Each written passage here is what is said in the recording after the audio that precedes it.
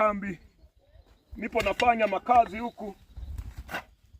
Nimehamia polini. Hii ni kambi, ndo nitaishi hapa kwa wiki moja na huenda wiki mbili. Nipo huku napambana na maisha mwanangu, uchungaji pamoja na kazi. Sasa mtu mwingine anaona wachungaji eti hatufanye kazi, anafikiri tunategemea sadaka tu. Wachungaji tunafanya kazi, alafu tunafundisha washirika kufanya kazi. Maandiko yanasema asiyefanya kazi asile. Na kwetu hapa kangia sawa vizuri, ninapotoka hata kama natoka usiku nitoke vizuri. Hii kambi ndipo nitakapoishi. Mwanangu, leta kinani kile kigodoro hili na hicho kitandiko mwanangu. Naomba kiingize humu ndani na kitandiko hicho na kigodoro kile kinani. Hichi leta kwanza hiki. Hii bwana mwanangu ndo nitakuwa nalala hii hapa.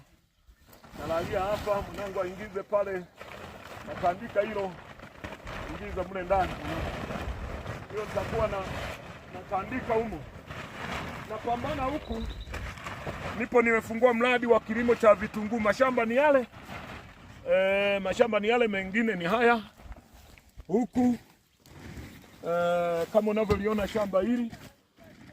Lakini ninao watu wanaopanda kitunguu, ni hawa mabinti hawa huku, wao kambi yao ni hiyo. Wao watakuwa humo na hivi vitunguu. Saumu garlic inaitwa kwa Kiingereza. Kwa Kiingereza inaitwa garlic. Mwanangu, nataka niwaambie mlio vijana, mimi ni mzee. Nimeshuka milima hii, ni mikubwa. Hebu onyesha kamera kule mwanangu. Angalia milima ile ilivyo mikubwa na ilivyozunguka. Zungusha kamera hiyo.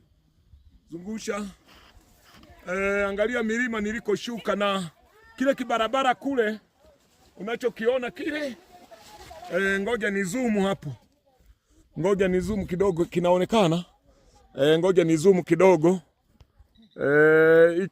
Hicho kibarabara kina kona nyingi. Ndo tunashuka humo na pikipiki zinashuka kwa tabu sana. Lakini yote hii kingine kile kule ng'ambo.